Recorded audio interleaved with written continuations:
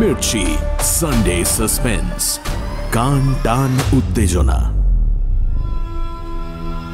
Sunday suspense ক্লাসিক্সে আজ শুনবেন প্রেমেন্দ্র মিত্রর লেখা গল্প জঙ্গল বাড়ির বউরানী।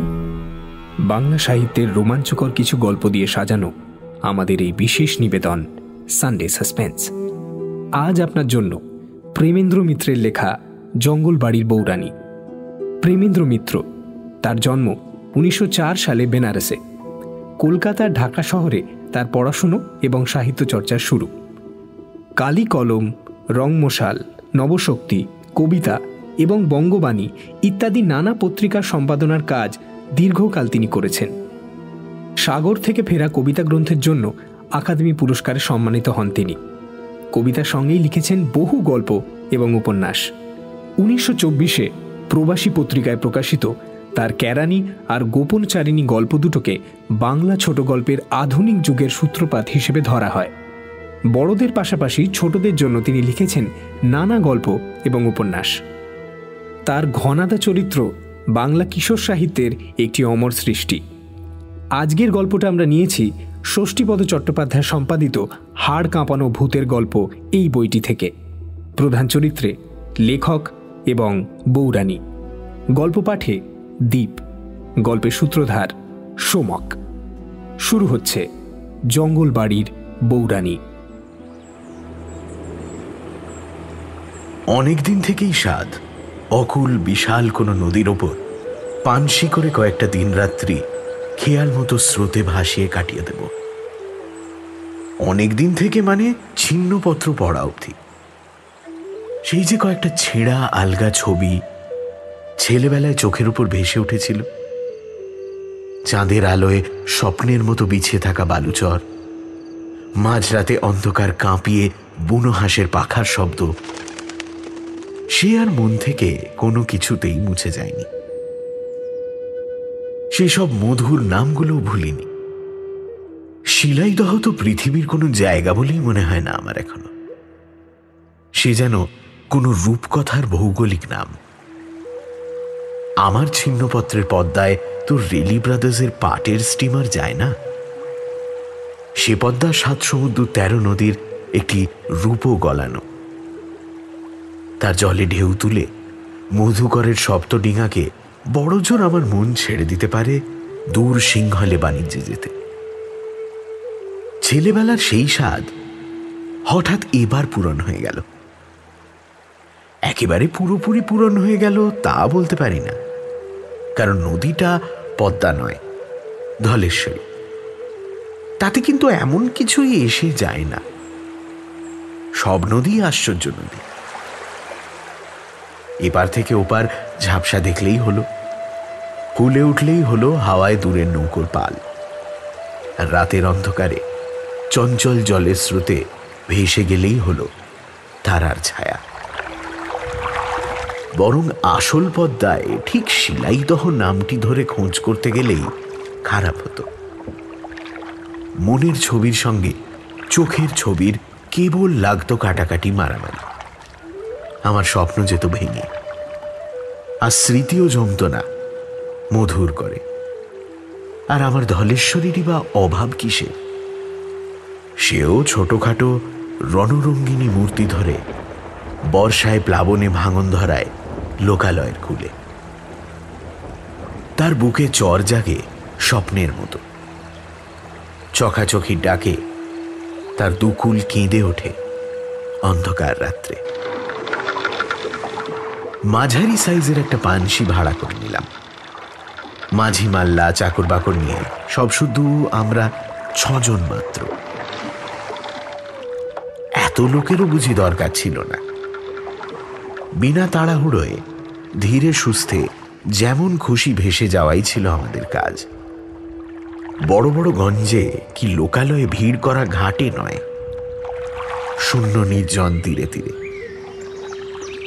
শুধু পাখির ঝাঁক বসা চড়ার ধারে ধারে। তার জন্য একা চরণ মাঝেই যথেষ্ট। অধিকাংশ সময় তো আর সবারই ছুটি। একা চরণ বসে থাকে হালে, কাঠের মূর্তির মতো।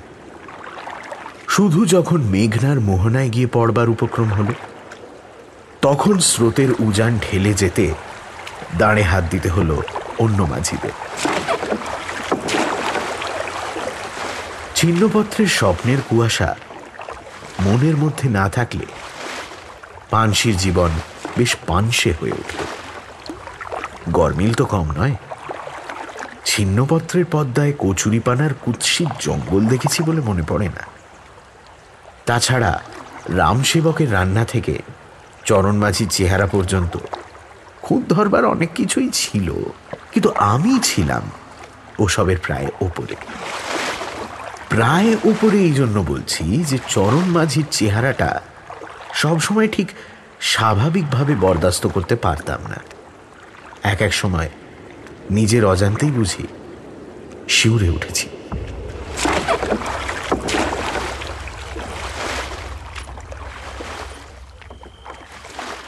যখন মাঝরাত্রে আর সবাই গড়িয়ে পড়েছে পানসির খোলে, আর মেঘ ঢাকা চাঁদের আলোয় ধলেশ্বরী থমথম করছে, তখন মিশরের মামির মতো শুধু চরণ বসে আছে নিস্পন্দভাবে হালে। কামরা থেকে বেরিয়ে এসে হঠাৎ মনে হয়েছে আবার সেখানেই ফিরে যাই। সেখান থেকে তবু অন্য মাঝিদের নিঃশ্বাসের শব্দ পাওয়া যায়, তাতেও যেন অনেকখানি ভরসা। সত্যি জ্যান্ত মানুষের এমন অদ্ভুত মরা চেহারা হতে পারে এ আমি আগে কখনো জানতাম না। রং তার কালো বলে নয়, কালো তো সব মাঝি, কিন্তু তার চামড়ায় যেন অপার্থিব বিবর্ণতা, যেন অনেক দিন মাটির তলায় সে চাপা পড়েছিল। এই সবেমাত্র যেন উঠে এসেছে শ্যাওলা ধরা ভিজে মাটি মুছে গা থেকে। লোকটা ধরন ধারণও অদ্ভুত। কথা সে খুব কমই বলে, অত্যন্ত ভারী হাঁড়ির মতো গলায় শুধু একটা দুটো হ্যাঁ না ছাড়া আর কিছু বলতে শুনেছি বলে মনে পড়ে না। অন্য মাঝিদের সাথে তার মেলামেশাও নেই, তবুও সবাই যেন একটু সভয়ে তাকে সমীহ করে দূরে রেখে চলে। সেই কেবল তার মরা চামড়া সত্ত্বেও দৈত্যের মতো বিশাল চেহারার জন্য।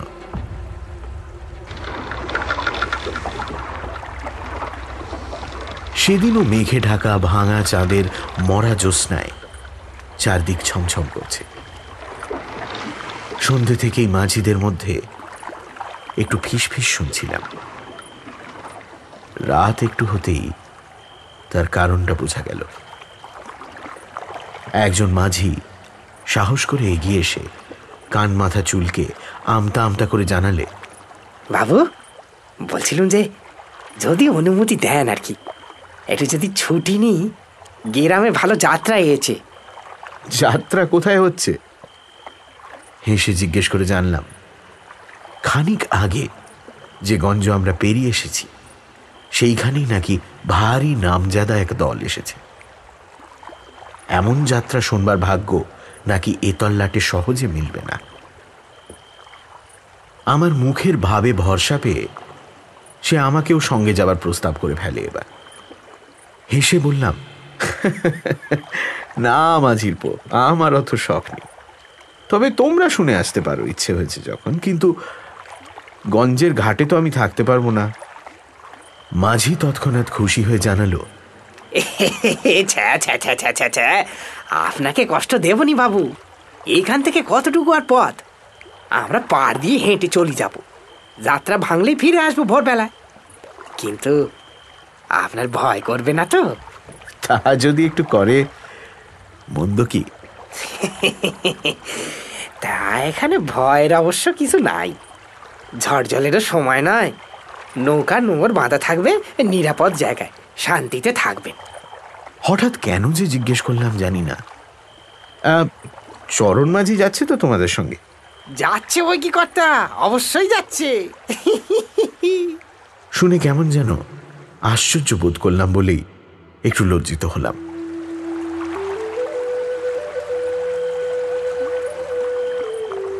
মাঝিরা সব চলে যেতেই একেবারে পানসির কামরার ছাদে উঠে গিয়ে বসলাম। এমন অপরূপ নির্জনতা ভোগ করার সৌভাগ্য কখনো তো হয়নি। মাঝিরা সবাই চলে গেছে। হিন্দুস্তানি ঠাকুর রামসেবক পর্যন্ত সঙ্গে গেছে হুজুগে পড়ে। দূরে কোথাও একটা দুটো নৌকোর আলো পর্যন্ত নেই। বিশাল ধলেশ্বরীর বুকে আমি একা। এ কথা ভাবতেও কেমন যেন পুলকের রোমাঞ্চ হয়।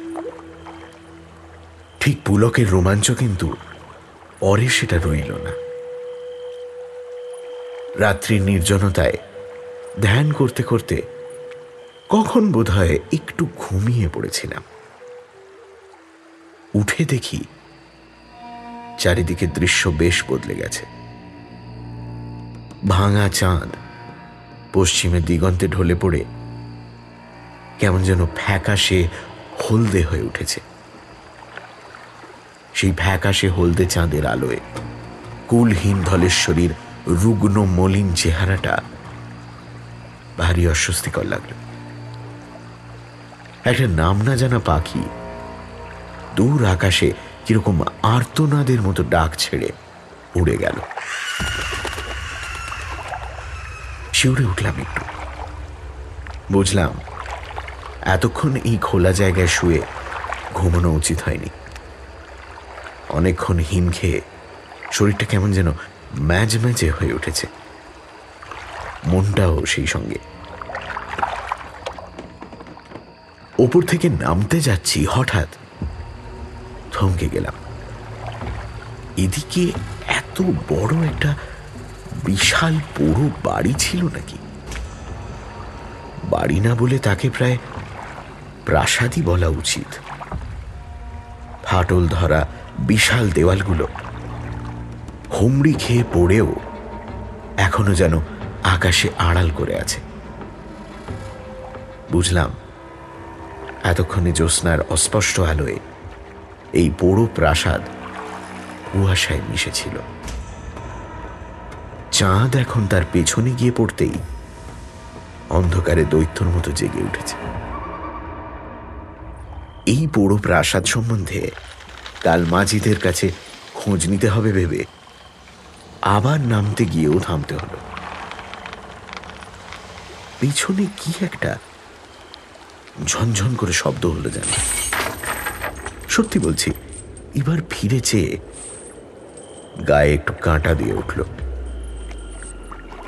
নিজেকে একেবারে একা বলে জানবার পর হঠাৎ পেছনে ফিরে আরেকটি লোককে অপ্রত্যাশিতভাবে আবিষ্কার করলে গায়ে কাঁটা দেওয়া অস্বাভাবিক নয় বোধ হয়। এ কি চরণ, তুমি কখন ফিরলে? যাত্রা দেখতে গেলে না? সে শেকল সমেত নোঙরটা তুলে পানশির ওপর রেখে গম্ভীর স্বরে বলল, না। সে কি, নোঙর তুললে কেন? অত্যন্ত অস্বস্তির স্বরে জিজ্ঞেস করলাম। তার এভাবে একলা ফিরে আসাটা আমার ভালো লাগছিল না। সে সামনের দিকে আঙুল বাড়িয়ে দিয়ে বলল, ওই দেখছেন? দেখিনি, কিন্তু এবার দেখলাম। সেদিন রাত্রি শেষে যে অদ্ভুত অসাধারণ সব ঘটনা ষড়যন্ত্র করে এসেছে আমার জীবনে, তখন তা তেমন ভালো করে বোধহয় বুঝিনি। পাড়ের ওপর জলের একেবারে কিনারায় একটা দীর্ঘ নারী মূর্তি ব্যাকুলভাবে আমাদের হাত নেড়ে ডাকছে। কে ও, জানো নাকি? প্রায় চিৎকার করে উঠলাম বিস্ময়, উত্তেজনা।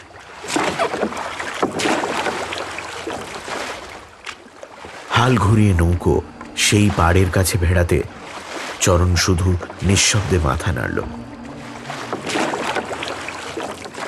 পাড়ে ভিড়তে না ভিড়তে মহিলাটি যেন পাগলের মতো ঝাঁপিয়ে এসে পানশিতে উঠলেন।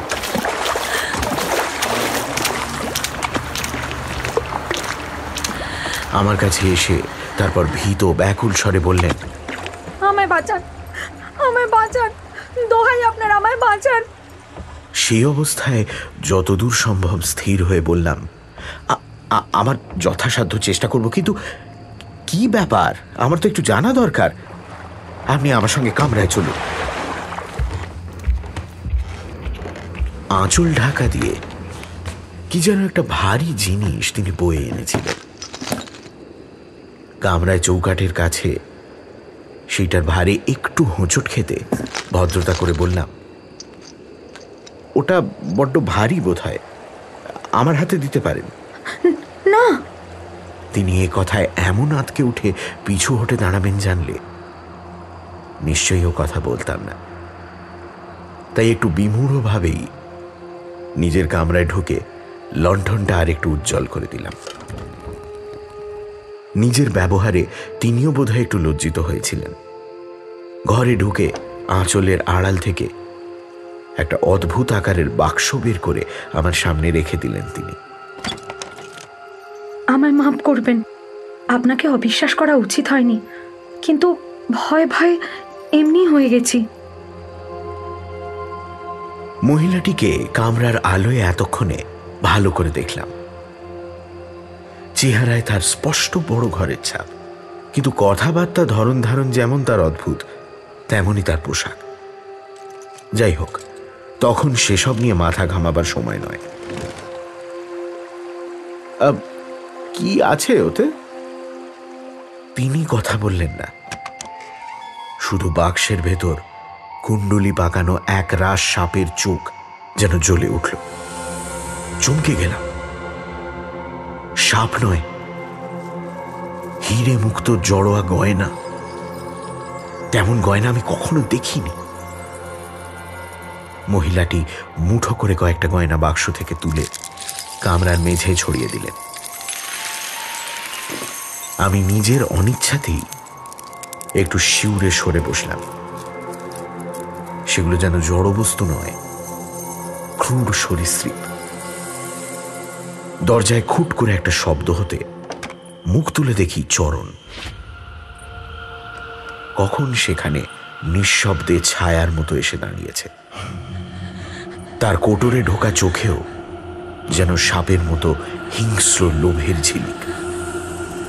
পলক ফেলতে না ফেলতে এসে সরে গেল। ভয় পেয়ে একটু বিরক্তির স্বরেই বললাম, তুলে ফেলুন এগুলো বাক্সে। এসব সাংঘাতিক জিনিস নিয়ে আপনি কি বলে এত রাতে একা বেরিয়েছেন?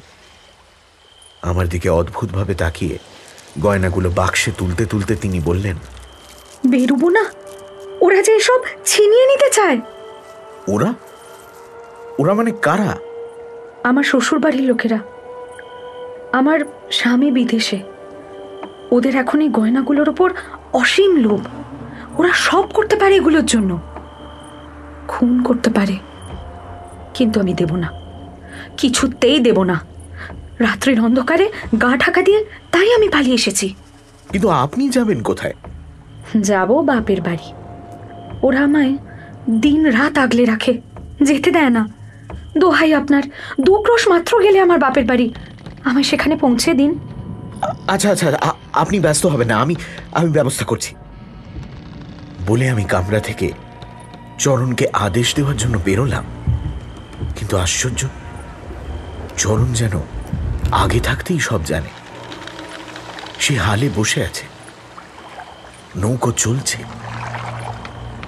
বললাম, ক্রোশ 2 বাদে নৌকো থামিয়ে খবর নিও। নিশ্চয়ভাবে বসে কি যেন অস্পষ্ট জবাব দিল। অত্যন্ত বিশ্রী একটা অস্বস্তি নিয়ে আবার আমি কামরায় ঢুকে বললাম, আমি বাইরে যাচ্ছি, আপনি এই কামরার ভেতরে দরজা দিয়ে দিন। তিনি ব্যাকুলভাবে বললেন, না না, সে আরো ভয় করবে। আপনি আপনি আমার সঙ্গে থাকুন। উত্তরে কিছু বলবার আগেই টলে গিয়ে চমকে উঠলাম। কি নৌকো হঠাৎ ঘুরে গেল কেন? চরণ মাঝি হাল ছেড়ে দিয়েছে নাকি? পানসি নিজের খেয়ালে ঘুরছে? টাল সামলে উঠেই বুঝলাম আমার আশঙ্কা মিথ্যে নয়। ডুবে যাওয়া চাঁদের শেষ ক্ষীণ আলোয় দেখলাম ঠিক যমদূতের মতো চরণ এসে কামরার দরজায় দাঁড়িয়েছে। কি হিংস্র লোভ তার অমানসিক চোখে ও মুখে! বুকের রক্ত হিম হয়ে গেল সেদিকে তাকিয়ে। অপরিচিতা মহিলা আতঙ্কে চিৎকার করে বাক্সটা সজোরে বুকে আঁকড়ে ধরে উঠে দাঁড়ালেন।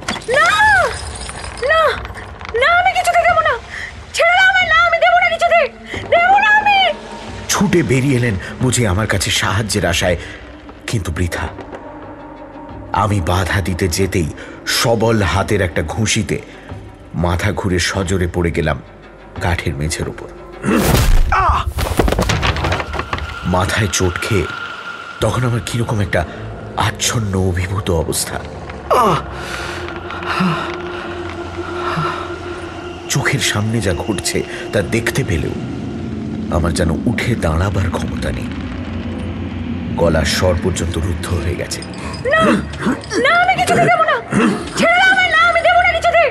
মহিলা প্রাণপণে তার মহামূল্য বাক্সটি রক্ষা করবার চেষ্টা করছেন, কিন্তু স্ত্রীলোক হয়ে সে দৈত্যের সঙ্গে তিনি পারবেন কি করে?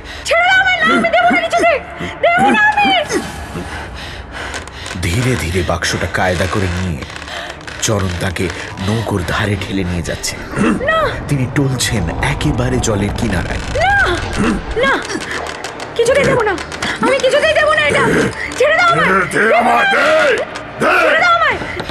দারুণ হতাশায় শেষ শক্তি সংহত করে তিনি প্রচন্ড একটা টান দিয়ে বাক্স শুদ্ধ জলে পড়ে গেলেন। সঙ্গে সঙ্গে তার দুশ্মন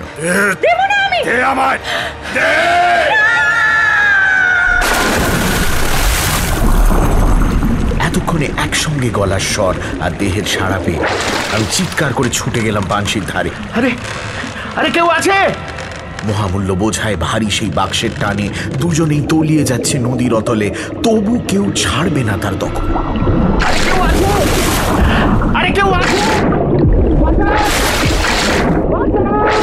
সাঁতার জানি না, মহিলাটি সাহায্যে ঝাঁপিয়ে পড়েও কিছু করতে পারে। আমি আবার চিৎকার করে উঠলাম, যদি কোথাও কেউ থাকে তার সাহায্যের আশায়। আরে কেউ আছেন? বাঁচান, বাঁচান! চাঁদ ডুবে গিয়ে ভোরের প্রথম নীলচে আলোয় তখন নদীর কুয়াশা তরল হয়ে যাচ্ছে। কটা ইলিশ মাছের ডিঙি বুঝি কাছেই ছিল। চিৎকার শুনে তারা কাছে এসে ফিরল। ব্যাকুলভাবে এক নিঃশ্বাসে তাদের যথাসম্ভব সমস্ত ঘটনা জানিয়ে যেখানে তারা দুজনে ডুবেছে সেই জায়গাটা দেখালাম। তার প্রথমে গম্ভীর হয়ে শুনে হেসে উঠল। কি বলছেন বাবু? বাবুর পেট গরম হয়েছে। হেসে জানালো যে এরকম আজগুবি ব্যাপার হতেই পারে না। যত ভারী জিনিসই হোক, একেবারে গায়ে বাঁধা না থাকলে কাউকে এক টানে ডুবিয়ে নিতে পারে না, তাও দুটো লোককে। হাতে ধরে কাড়াকাড়ি করতে করতে ডুবলে দুজন না হোক একজন তো ভেসে উঠতই। আর তাছাড়া 2 ক্রোশ কেন, এদিক ওদিক 20 ক্রোশের মধ্যে প্রাসাদের মতো কোনো পোড়ো বাড়ি নদীর ধারে নেই। দামি গয়নার বাক্স সমেত ওরকম মেয়ে লোক আসবে কোত্থেকে? আমি রেগে উঠে বললাম, আরে তাহলে কি আমি মিথ্যে বলছি? বৃদ্ধ গোছের একটি মাঝি একটি ডিঙির এক কোণে বসে এতক্ষণ নীরবে তামাক খেতে খেতে আমার কথা শুনছিল। তারা কিছু বলবার আগেই সে এগিয়ে এসে শান্ত স্বরে বলল, না বাবু, আপনি মিথ্যে বলেননি। আমি জানি আপনি জঙ্গল বাড়ির বউরানীকে দেখেছেন। তার সমর্থনে একটু ভরসা পেয়ে বললাম, জঙ্গল বাড়ির বউরানী? তুমি জানো তাহলে? কোথায় জঙ্গল বাড়ি বলো তো? খানিকক্ষণ চুপ করে থেকে নিচে জলের দিকে আঙুল দেখিয়ে সে হঠাৎ বলল, ওইখানে বাবু। আজ 50 বছর হলো জঙ্গল বাড়িকে নদী টেনে নিয়ে গেছে, তবে বউরানী তার জ্বালা ভোলেনি। এখনো মাঝে মাঝে কারো পানশিতে এসে ওঠেন।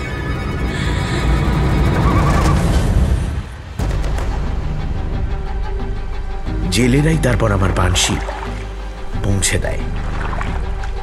মাঝি মাল্লারা যাত্রা থেকে ফিরে ব্যাকুল হয়ে তখন আমায় খুঁজছে। তাদের কাছে জানলাম চরণ মাঝি তাদের সঙ্গেই ছিল সারা রাত যাত্রার আসরে। বুঝলাম সব না হয় স্বপ্ন, কিন্তু আমার পানসির নোঙর কে তুলল?